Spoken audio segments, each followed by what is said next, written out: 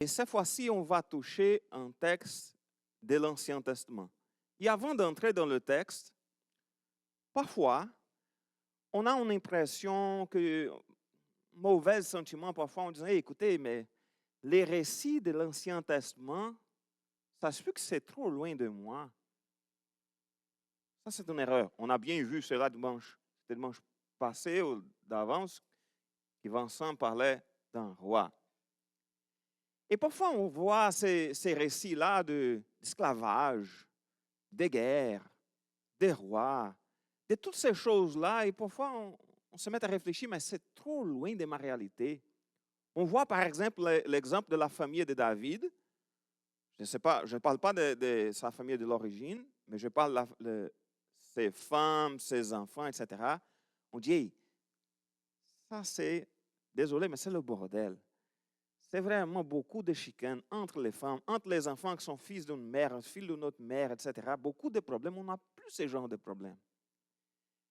Mais il y a des choses qui ne changent pas, et ça c'est intéressant.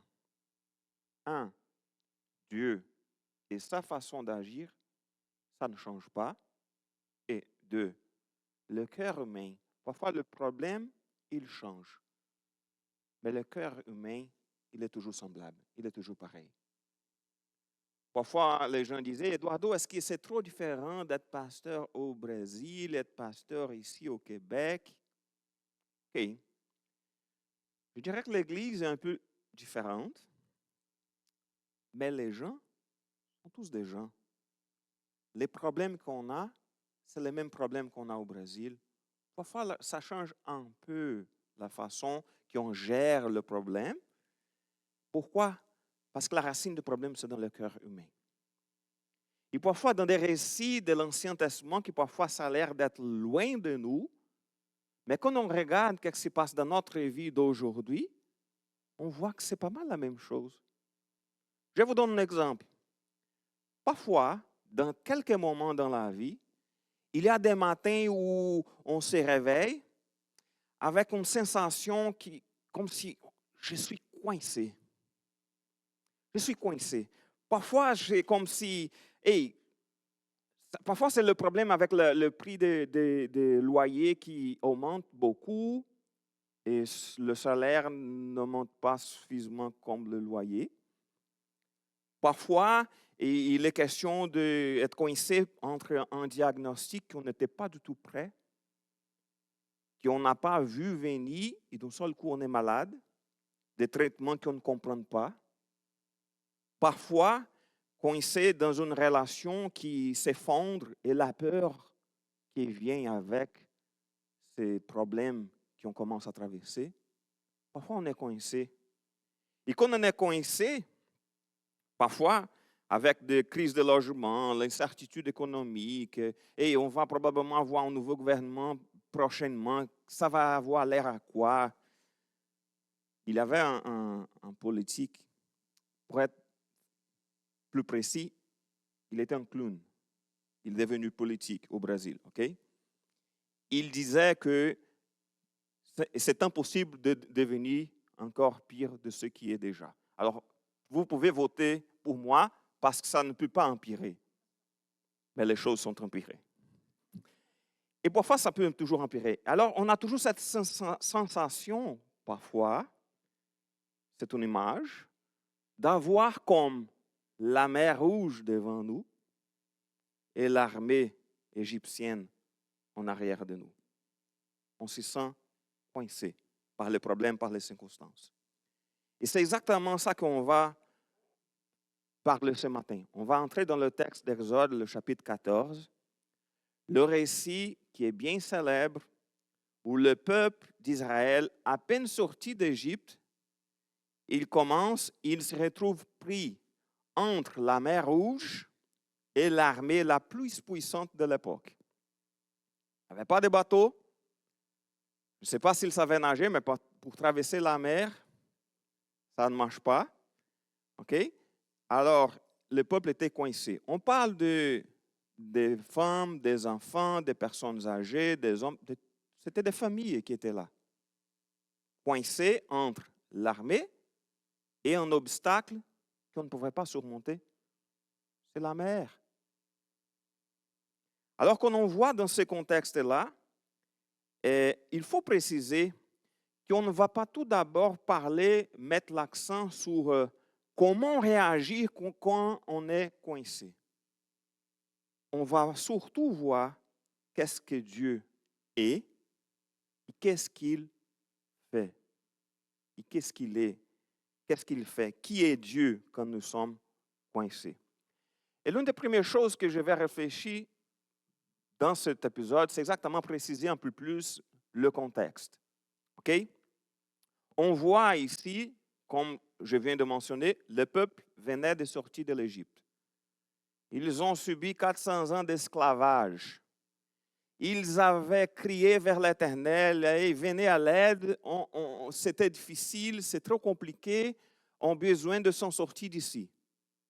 Alors le Seigneur a envoyé Moïse. Qu'est-ce qui s'est passé? Comment c'était? Il est allé parler à Pharaon et Pharaon a dit, hey, OK, c'est tranquille, je vous aime beaucoup, vous pouvez sortir quand vous voulez. C'était bien ça? Non.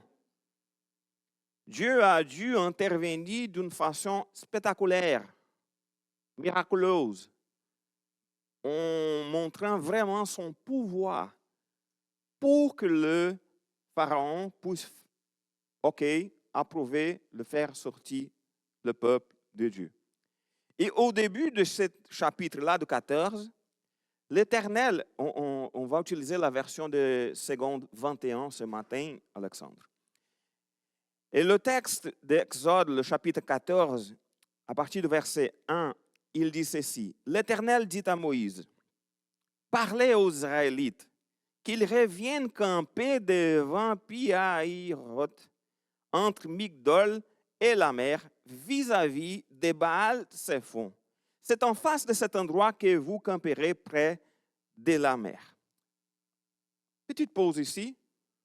On lit cela, on pense. Cette information est utile. Pourquoi? Une précision géographique devant Pi-Hahiroth, entre Migdol et la mer, vis-à-vis de Baal-Séphon, ça dit quoi à nous autres? Bien. Mais je vous explique. C'est pas, stratégiquement parlant, ce n'était pas du tout la bonne chose à faire. Pourquoi? On parle de retourner. Regarde, pour qu'ils reviennent camper. C'est comme on s'éloigne de l'Égypte. Dans un moment donné, le Seigneur dit, hey, reviens ici et montez dans tel endroit proche de la mer. Stratégiquement parlant, humainement parlant, c'était la pire décision à prendre. Mais le Seigneur a dit de le faire.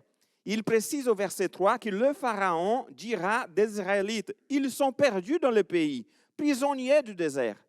C'est-à-dire que c'était vraiment pas du tout la bonne voie à suivre. D'une telle façon que Pharaon pourrait penser, ce peuple-là, il est perdu. Pourquoi il se rend dans cet endroit? Il sait qui l'a envoyé ce peuple-là? Le Seigneur. Alors Dieu ordonne à Moïse de faire rebrousser le chemin au peuple pour camper près de Pi-Hahiroth.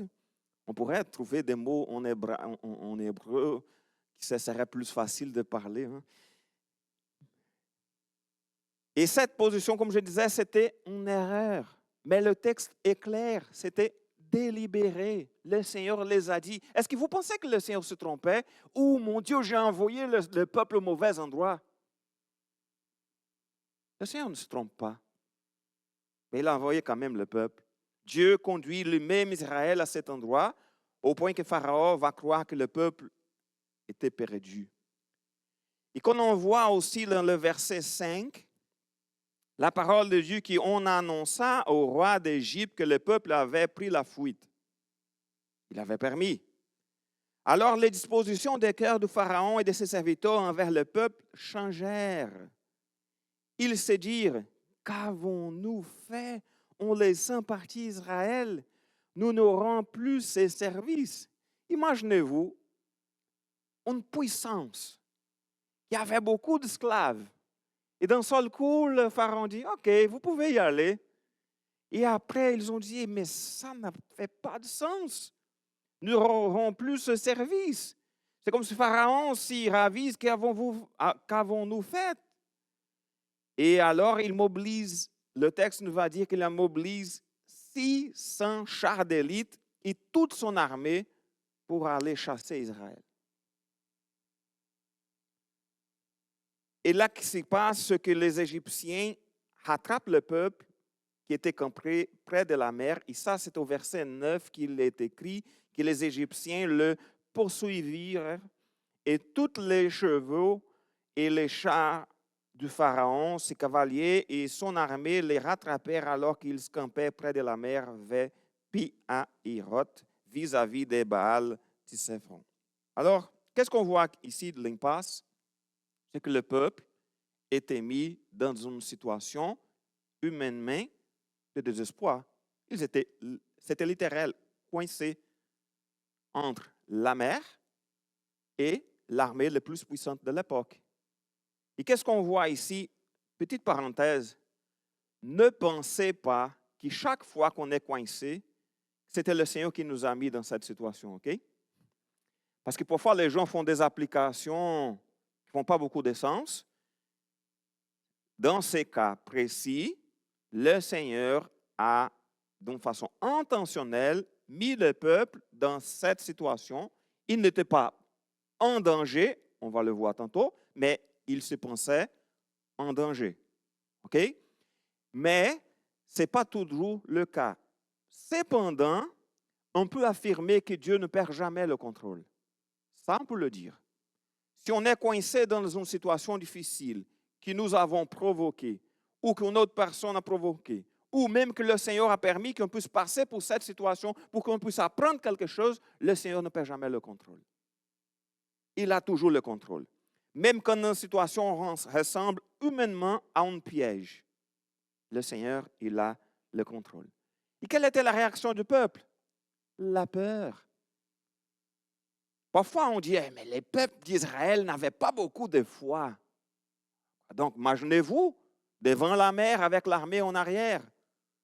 C'était quoi? De dire, ah non, ne nous inquiétons pas.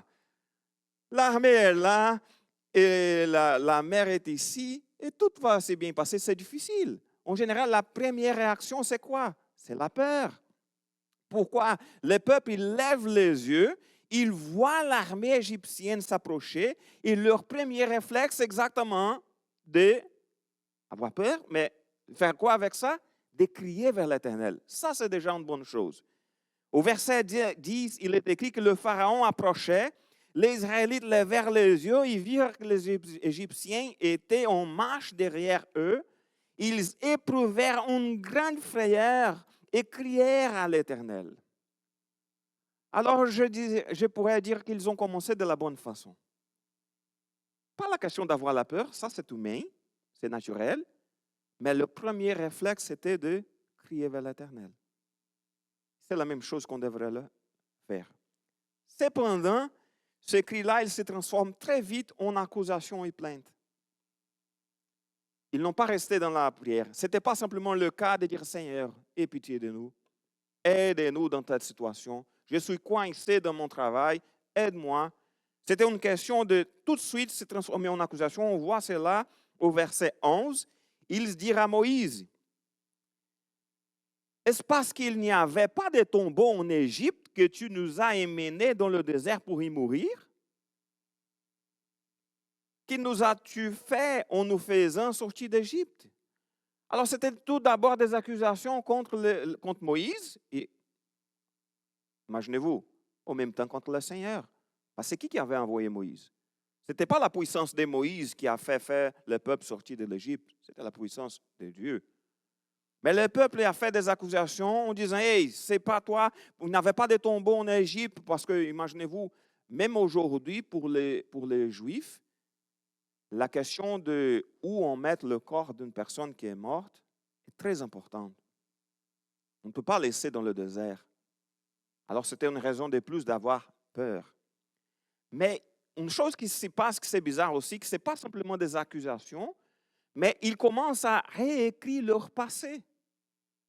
Regardons au verset 12. N'est-ce pas précisément ce que nous te disions en Égypte? Laisse-nous servir les Égyptiens, car nous préférons être esclaves des Égyptiens plutôt que de mourir dans le désert. Ce n'est pas vrai ça. Ce n'est pas du tout vrai. Les peuples prétendent avoir préféré rester esclaves. Ça n'a pas existé. Dans aucun moment, ils ne voulaient pas rester esclaves. Et de plus, souvenons-nous, ils venaient de vivre le display, la Pâque, une sortie de l'Égypte vraiment à main levée. C'était la main de Dieu qui était là. Dieu avait déjà montré de façon spectaculaire qu'il était capable de les délivrer. Alors, ils venaient de voir la main de Dieu agir d'une façon spectaculaire. Et au lieu d'avoir la confiance en Dieu, ils ont dit, ah, on va mourir ici, dans le désert. Et pourtant, dans ce cas, qu'ils venaient de voir plusieurs façons spectaculaires que Dieu avait agi, une nouvelle menace suffit à le faire oublier l'ancienne délivrance. Est-ce que ne nous arrive pas la même chose parfois? On a vu la main de Dieu dans notre vie en plusieurs situations. On a vu la main de Dieu nous aider, nous fortifier, nous donner de sa paix, être notre secours. Mais parfois, lorsqu'il vient une nouvelle épreuve, parfois on oublie cela. Et on commence à réécrire notre passé. Parce que c'est une réaction de notre mémoire. On essaie de penser, on commence à repenser et à penser autrement que ce qui s'est passé dans le passé. La peur ne déforme pas simplement l'avenir, mais elle commence à réécrire aussi le passé, jusqu'à nous faire oublier ce que Dieu a déjà fait pour nous. Mais au même temps qu'on a vu l'impasse, on a vu la peur du peuple, on voit aussi la confiance surtout de Moïse. Et ça, c'est vraiment spécial. Je disais tantôt, et quelle serait notre réaction? On est devant la mer, on arrière l'armée la plus puissante au monde. La première réaction, c'était quoi? De crier, d'avoir peur. Mais quelle était la réaction de Moïse? Verset 13. Moïse répondit au peuple, n'ayez pas peur. J'imagine Moïse, les gens effrayés, avec beaucoup de désespoir, en regardant la situation, et Moïse, n'ayez pas peur. Restez en place et regardez la délivrance que l'Éternel va vous accorder aujourd'hui. En effet, les Égyptiens que vous voyez aujourd'hui, vous ne le verrez plus jamais. C'est l'Éternel qui combattra pour vous. Quant à vous, gardez le silence. Il y a quelques questions à souligner dans ces deux versets-là. La première chose est qu'il faut se rappeler qu'à ce moment-là, Moïse ne savait pas encore comment Dieu va agir. Il ne savait pas. Il n'avait pas encore crié vers l'Éternel. Il n'avait pas encore prié. Le peuple venait de dire, OK, qu'est-ce qui s'est passé? On va mourir ici. Il a dit, hey, n'ayez pas peur. Vous allez voir la délivrance du Seigneur. Il ne savait même pas c'était quoi. Mais il était sûr parfois, par la foi, que tout va bien passer. Il n'a reçu aucun plan à ce moment-là. Il répond, n'ayez pas peur. Et une autre chose qui est intéressante, quelques phrases qui sont de ces deux versets, il parle de rester en place, il parle de regarder, il parle de l'Éternel combattra pour vous, il parle de garder le silence. C'est-à-dire, hey, c'est le moment de voir l'agir de Dieu. Parce que parfois, surtout lorsque les circonstances sont hors de notre contrôle, on regarde toujours les circonstances. Et ce que Moïse essaie de faire avec le peuple, c'est de dire, hey, arrête de voir les circonstances. Il n'y a rien pour vous à faire ici. Vous ne pouvez pas prendre des armes pour combattre avec les Égyptiens. Attendez. Soyez en paix. Gardez le silence. Ce n'est pas un silence de résignation. C'est le silence dans le sens que, OK, je vais renoncer à la panique pour regarder à Dieu plutôt que regarder à la menace. C'est ça la question ici. Mais ce silence n'est pas le dernier mot, parce qu'un verset plus loin, tout va changer. Et il y a un moment pour rester tranquille devant le Seigneur. Il y a aussi le moment d'avancer par la foi. Alors, parfois, le défi pour nous en tant que chrétiens, c'est, OK, mais est-ce que c'est un moment de attendre? Est-ce que c'est un moment de rester tranquille? Est-ce que c'est un moment d'avancer en obéissance au Seigneur par la foi? Parce que la confiance chrétienne connaît les deux. Parfois, toujours de d'abord regarder vers le Seigneur et ensuite, selon le cas, d'avancer dans l'obéissance. C'est exactement ce qu'on va voir dans le prochain verset. Il dit ceci au verset 15. L'Éternel dit à Moïse, « Pourquoi ces cris disent aux Israélites de se remettre en marche? » Ce verset-là, c'est concernant les récits de l'Ancien Testament, c'est l'un de mes préférés. Je dirais, arrêtez de chialer, mettez-vous en marche. Arrêtez de paniquer, mettez-vous en marche. Et ça arrive parfois dans des problèmes, des circonstances de notre vie personnelle, dans des situations difficiles, dans la vie d'église. Ça peut arriver n'importe quand. Mais Dieu n'a pas dit à Moïse, hey, prier est inutile. Arrêtez de prier. Non, il s'est dit, hey, et maintenant le temps d'agir. Selon l'ordre que j'ai déjà donné, c'est le temps d'agir. Il est possible de demander à Dieu d'agir alors qu'il nous demande déjà d'obéir. Alors parfois, il faut nous mettre en marche par la foi quand le Seigneur nous montre que c'est la chose à faire. Parfois, c'est le moment d'attendre avec patience. Parfois, c'est le moment d'agir. C'est la parole de Dieu. Dans plusieurs moments, ça va nous montrer que c'est bien comme ça. Alors, dites aux Israélites de se remettre en marche. Ne restez pas paralysés par la peur. Soit on regarde vers l'Éternel dans la prière, soit c'est le moment d'agir, mais on ne reste pas paralysé par la peur. Avançons selon ce que Dieu nous demande. Il y a une phrase célèbre, je la connaissais en portugais, et je ne vais pas nommer l'auteur parce qu'on n'est pas sûr. Il y a des gens qui disent que c'est une personne, l'autre qui dit que c'est une autre personne. Alors il y a plusieurs. L'auteur est, dans ce cas, c'est mieux de le dire inconnu. Mais j'aime bien cette phrase-là. Il parle de prier comme si tout dépendait de Dieu et travailler comme si tout dépendait de toi, de vous. C'est la réaction de, OK, je vais prier, car tout dépend de Dieu. Mais je vais au même temps agir comme si tout dépendait de moi. Mais les choses ne dépendent pas de nous. Et parfois, on est juste en train de prier et le Seigneur nous demande d'agir et on reste paralysé. Parfois, c'est le moment d'agir.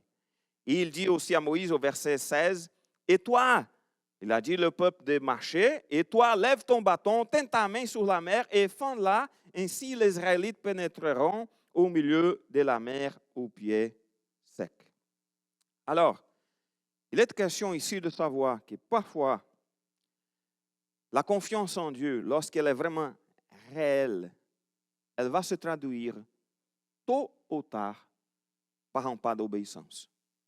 Il a le moment de rester en confiance, en silence, tranquille. Il a parfois aussi le moment d'agir et donner des pas d'obéissance en confiance en Dieu. Mais la chose qui m'attire beaucoup l'attention aussi dans ce texte, qui n'est pas en détail, c'est que nous ne sommes pas seuls. Comme je disais, c'est coincé, mais pas seul. On voit au verset 19 et 20 que l'ange de Dieu qui marchait devant le camp d'Israël quitta cette position. Rappelez-vous, quand le peuple marchait dans le désert, il avait l'ange du Seigneur qui était devant. À ce moment-là, il a pris l'arrière du peuple pour rester entre l'armée et le peuple. OK? Verset 20, il dit qu'elle s'y plaça entre le camp des Égyptiens et le camp d'Israël. Cette nuée était obscure d'un côté et de l'autre était éclairée la nuit. De toute la nuit, les deux camps ne s'approchèrent pas l'un de l'autre. Alors, même si le peuple de Dieu avait vu le peuple des Égyptiens, le Seigneur était là entre eux pour les protéger. Parfois, dans des circonstances, dans des moments difficiles, le Seigneur, il est toujours là. Parfois, le Seigneur est en train de nous protéger et on n'a même pas vu la protection de Dieu. Parfois, il se passe des choses extraordinaires qu'on a vues, OK, ça c'était la main de Dieu. Et parfois, c'était des choses qu'on n'a même pas vues. Parfois, un petit retard qu'on a eu, un imprévu, qu'on était fâché à cause de cet imprévu-là, nous a délivré d'un accident d'auto que je ne sais pas. J'ai déjà raconté une fois mon accident de moto. J'avais 19 ans. Et je conduisais ma moto et j'ai vu qu'une voiture venait trop vite et je devrais tourner plus à droite pour le laisser passer par ma gauche. Mais il était tellement vite que j'ai dit, je ne vais pas changer de voie, sinon il va me frapper. Il me passait et entrait devant moi et en autre moment, une autre voiture avançait sur la route. Alors, il y a eu un accident avec cette auto-là, l'auto qui s'est mise entre nous et moi. Si cette auto-là n'était pas là, j'aurais frappé l'autre auto. Mais le petit détail, c'est que cette auto-là, il transportait des matelas. Alors, j'ai frappé la moto, j'ai volé, j'ai tombé sur les matelas. Alors, quand j'ai vu, écoute, je regardais, je n'avais rien, rien. Le policier est arrivé parce qu'au Brésil, s'il y a des blessures, c'est un genre de policier qui vient. Ce n'est pas des blessures, c'est une affaire qui s'occupe juste de la circulation, qui va s'en occuper. Lorsqu'il a vu la moto sous la voiture, il a dit non, non, non, je ne peux pas m'occuper, il faut appeler la police parce que le monsieur qui était sur la moto, il est où? Je dis, c'est moi. Il m'a regardé, non, ce n'était pas toi qui étais dans cette moto-là. J'ai dit oui, mais il levait tes pantalons pour que je puisse voir si tu n'es pas blessé. Non, je ne suis pas blessé. Je n'avais rien. Après que toutes les choses sont passées, j'ai continué ma route pour aller à... j'ai dû appeler mon père pour venir me chercher, mais j'ai allé à la fête d'anniversaire de mes cousins. Et je suis allé à la fête après, sans rien. Ces journées-là, cette soirée-là, une de mes tantes m'a dit, Eduardo, as-tu remarqué que ça, c'est vraiment quelque chose d'extraordinaire? Ça ne voit pas ce genre de choses tous les jours. Sache-tu que le Seigneur a des plans pas mal spéciaux pour toi? C'est à partir de ce moment-là que j'ai commencé à penser à abandonner la faculté de droit pour devenir pasteur. À cause de cet accident-là, que je n'ai rien eu. Juste la moto. C'était trop cher pour réparer la moto. Alors parfois, il y a des événements où on voit la main de Dieu. Mais parfois, il y a d'autres, comme je disais tantôt, qu'on ne voit pas. On n'a rien vu. Mais le Seigneur, il était là entre nous. Regardons la séquence. Israël est encerclé et Dieu est présent. Israël a eu peur et Dieu était présent. Israël ne savait pas quoi faire, Dieu était présent. Parce que Dieu, il est toujours présent en tout temps dans notre vie, avec le peuple de Dieu à l'époque en Israël dans le passé et avec nous aujourd'hui aussi. Ça ne change pas. Parfois, on ne voit pas, ce n'est pas quelque chose visible comme des matelas qui entrent devant vous au moment d'un accident, mais parfois, ce sont des choses qu'on n'a pas vues. J'avais un ami qui l'a dit, Eduardo, c'est mieux d'arrêter de raconter ce récit-là parce que les gens ne vont pas croire. Ce n'est pas bon pour un pasteur de mentir. Je dis, non, mais c'est vrai, j'ai les photos pour prouver là. J'avais les photos à l'époque. Mais bref, ici, dans ce cas précisément, même la présence de Dieu est toujours déjà là. Même avant que Dieu ouvre la mer, Dieu s'y tient entre son peuple et ceux qui le menacent. Alors, nous ne sommes jamais seuls. On peut voir dans plusieurs versets dans ce texte-là que le Seigneur, il était toujours là. Les Égyptiens le poursuivirent, chevaux, le pharaon, ses chars, ses cavaliers. Ils vont entrer dans la mer. C'est important juste de rappeler. Tout de suite, dans le texte, Moïse va tendre sa main sur la mer et l'Éternel refoula la mer au moyen d'un vent qui s'essouffla avec violence toute la nuit. Et ça sécha la mer et l'eau se partagea. Eduardo, ça c'est impossible. Je suis d'accord. Humainement, c'est impossible. Mais Dieu, il fait aussi des miracles. Et parfois, on dit, mais ce genre de miracle, non, ce genre de miracle, je n'ai pas vu dernièrement, depuis cette époque-là, mais le Seigneur, il fait toujours des miracles. C'est-à-dire qu'il va toujours, quand je parle de fait toujours, c'est dans le sens qu'il fait encore des miracles, mais ce n'est pas chaque fois. OK? Parfois, il n'y a pas de miracle. Parfois, il va agir d'une façon naturelle. Parfois, la réponse, c'est ça. Ce n'est pas ça qu'on attendait, mais le Seigneur, il est toujours là. À la fin, On va voir que le peuple a réussi à traverser. La mer s'est ouverte. Israël a traversé à pied sec et l'armée de Pharaon s'est noyée. Mais qu'est-ce qu'on voit à la fin du chapitre, au verset 30 et 31? Ces jours-là, l'Éternel sauva Israël de la main des Égyptiens. Israël vit les Égyptiens morts sur le rivage de la mer. Et il vit la main puissante que l'Éternel avait dirigée contre les Égyptiens. Le peuple craignit l'Éternel, il eut confiance en l'Éternel et en son serviteur Moïse. Alors regardons la progression complète du chapitre.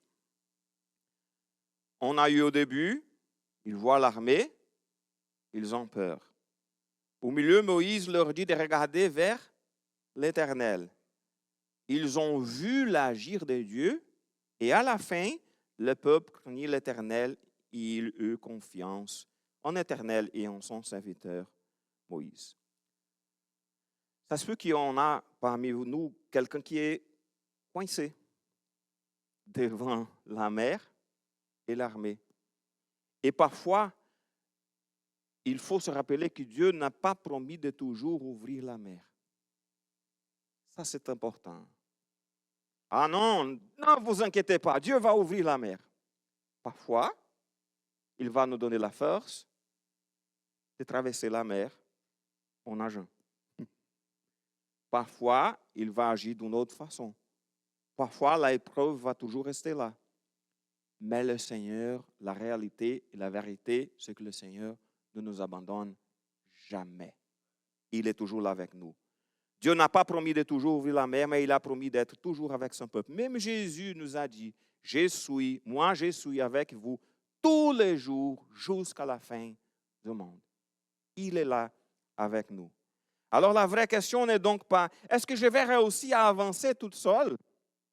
La vraie question est, est-ce que je vais faire confiance à Dieu? Même lorsque je ne comprends pas ce qu'il est en train de faire.